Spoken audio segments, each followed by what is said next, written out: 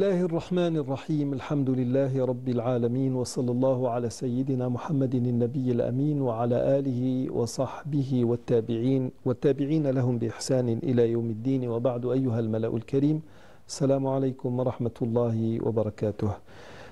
Lors de notre dernière séance, nous avons commencé à parler des mots shaitan et malaïka dans le Coran.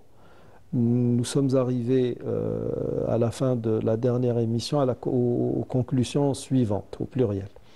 Le mot ash-shaytan, avec l'article défini, elle, est cité 68 fois dans le Coran. Il en est de même pour le mot malaïka au pluriel. Le mot shaytan est au singulier, ash-shaytan. Quand nous disons ash-shaytan avec l'article elle, ça veut dire que nous parlons d'Iblis, alayhi minallahi ma yastahiq.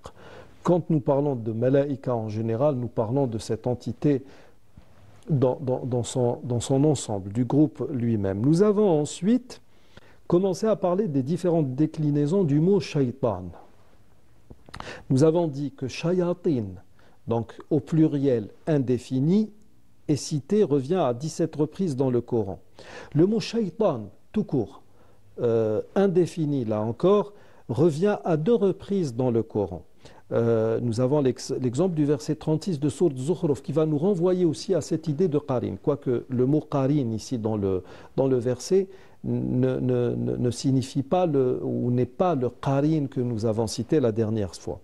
Alors il est dit par exemple وَمَنْ يَعْشُ عَنْ ذِكْرِ الرَّحْمَنِ نُقَيِّضْ لَهُ شَيْطَانًا فَهُوَ لَهُ قَرِينٌ.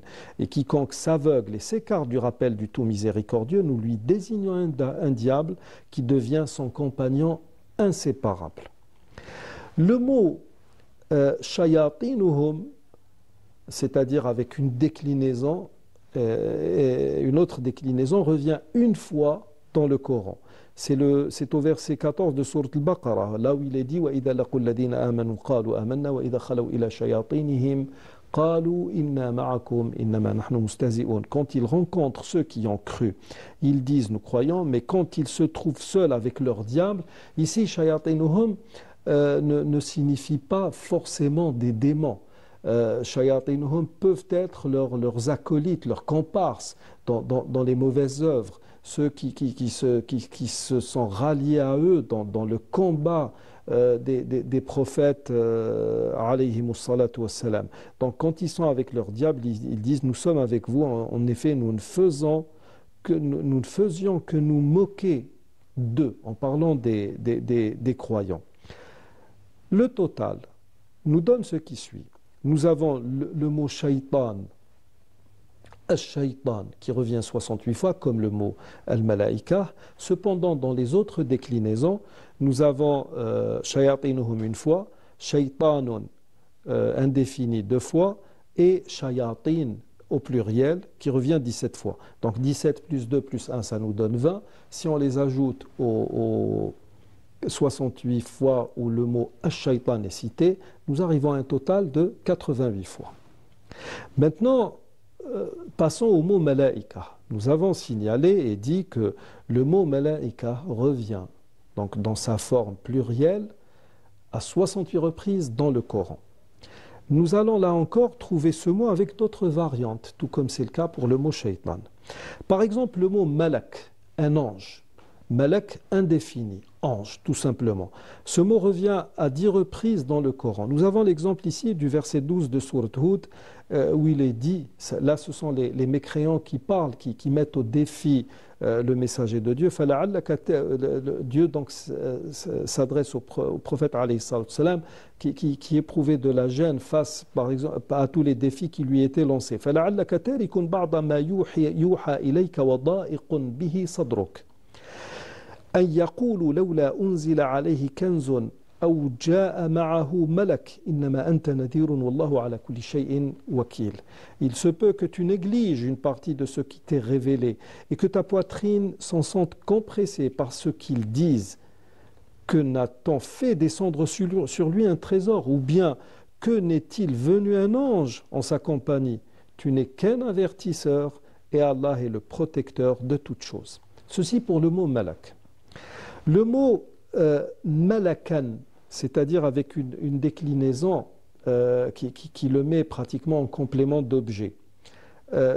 Ça revient à 3 reprises dans le Coran.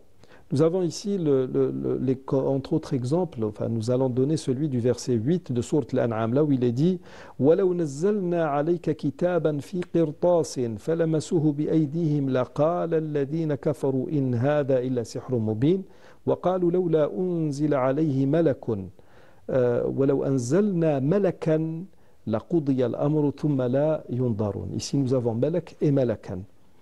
Même si nous avions fait descendre sur toi, ô Mohammed, un livre en papier qu'ils pouvaient toucher de leurs mains, ceux qui ne croient pas auraient certainement dit ce n'est là qu'une magie évidente.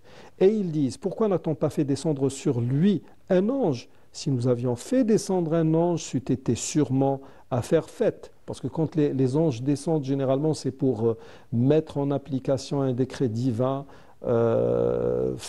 qui annonçant généralement un châtiment venant du ciel. Puis on ne leur eut point donné de délai. Donc le mot malak, malakan, avec cette déclinaison, bil fath, revient à 3 reprises. Malaikatuh revient 5 fois dans le Coran, ces anges. Nous avons ici comme exemple le verset 56 de sourate Al-Ahzab. Inna Allaha wa malaikatahu yusalluna ala an-nabi ya ayyuhalladhina amanu sallu alayhi wa sallimu taslima. Certes, Allah et ses anges prient sur le prophète, ça veut dire qu'il lui prie pour que Dieu lui accorde sa grâce. Ô vous qui croyez, priez sur lui, donc faites-lui à votre tour des bénédictions et adressez-lui vos salutations. Le mot malakain au duel, al-mutanna, c'est-à-dire les 2 anges, et là encore indéfini, revient à 2 reprises dans le Coran. Nous avons ici l'exemple du verset 20 de sourate Al-A'raf. فَوَسْوَسَ لَهُمَا الشَّيْطَانُ لِيُبْدِيَ لَهُمَا مَا وُورِيَ عَنْهُمَا مِنْ سَوْآتِهِمَا وقال ما نهاكما ربكما عن هذه الشجرة إلا أن تكونا ملكين. C'est Iblis qui s'adresse à Adam et Ève. إلا أن تكونا ملكين أو تكونا من الخالدين وقاسماهما إني لكما لمن الناصحين. Puis le diable, afin de leur rendre visible ce qui leur était caché de leur nudité, leur chuchota disant votre Seigneur nous vous a interdit cet arbre que pour vous empêcher de devenir des anges ou d'être immortels. Et il leur jura vraiment je suis pour vous 2 un bon conseiller. Ceci pour la déclinaison de malaïka au duel. Donc, faisons le compte. Le mot malak revient 10 fois, malakan bil fath revient 3 fois, nous sommes à 13. Le mot malaikatuh revient 5 fois, nous arrivons à 18. Et le mot malakain au duel revient 2 fois. Ce qui nous fait 10 plus 5 plus 3 plus 2, c'est égal à 20. Et là encore, si nous ajoutons ce 20 aux 68 fois où le mot malaïka a été cité, nous arrivons à un total de 88. Il y a une égalité parfaite. Là encore, nous sommes dans une logique d'équilibre. Dieu nous fait savoir dans le Coran qu'il nous a dotés d'un pouvoir discrétionnaire, d'une sorte de programme fixe, d'une intelligence, qui donne à chacun d'entre nous la faculté de distinguer le bien du mal. Et puis il nous a donné aussi un libre arbitre. Il est dit, par exemple, dans Sourate Al-Balad, au verset 10, وَهَدَيْنَاهُ النَّجْدَيْنِ. Nous lui avons indiqué les 2 voies, c'est-à-dire celle du bien et celle du mal. Et à partir de là, personne ne pourrait dire le jour du jugement dernier, ah Seigneur Dieu, comme certains le diront, si Dieu m'avait guidé vers le bon chemin, j'aurais été parmi les gens qui récolteraient éventuellement le succès. Il n'en est absolument rien. L'homme est libre de ses actes, il est soumis justement à la tentation, tout comme il y a cette voix venant de cet ange, cette intelligence que Dieu lui a donnée, parce que la première chose que Dieu a donnée à Adam, le créant, c'était la science. Il a sa raison avec laquelle il peut faire un choix et il est parfaitement connaisseur de ce qui est bien pour lui et de ce qui est mauvais. Et c'est pour cela que nous avons, d'ailleurs même Iblis mettra, j'espère que nous ne ferons pas partie du lot, mettra certains devant cette évidence le jour du jugement dernier, comme le rapporte le verset 22 de Sourate Ibrahim, où il est dit وَقَالَ الشَّيْطَانُ لَمَّا قُضِيَ الْأَمْرُ إِنَّ اللَّهَ وَعَدَكُمْ وَعْدَ الْحَقِّ وَوَعَدتُّكُمْ فأخلفتكم وما كان لي عليكم من سلطان إلا أن دعوتكم فاستجبتم لي فلا تلوموني ولوموا أنفسكم فما أنا بمصرخكم وما أنتم بمصرخي إني كفرت بما أشركتموني من قبل إن الظالمين لهم عذاب أليم.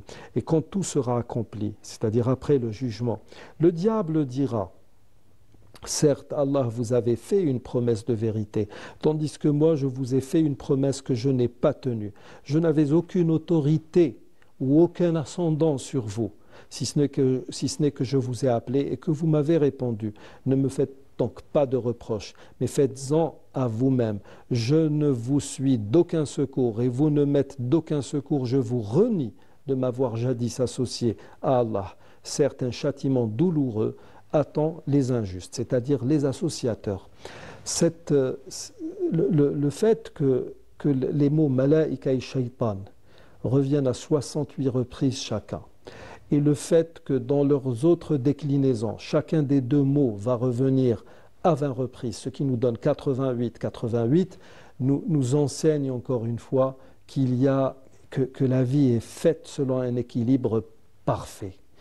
Il y a, même que nous sommes beaucoup plus favorisés pour aller vers le bon sens que vers le mauvais sens, parce qu'il y a en nous ce que Dieu appelle le fitra, c'est-à-dire cette innéité primordiale qui fait que nous sommes comme programmés pour croire en Dieu, du moins selon les neurosciences du XXe et XXIe siècle. L'humain semble être programmé pour aller vers Dieu, pour croire en Dieu, ou à défaut pour croire en une entité quelle qu'elle soit. Ce qui veut dire que toute idée d'athéisme est à bannir, à exclure, et que l'être humain est responsable de ses faits et gestes. Nous arrivons au terme de cette émission. Je vous remercie de l'avoir suivi. Wassalamu alaikum wa rahmatullahi wa barakatuh.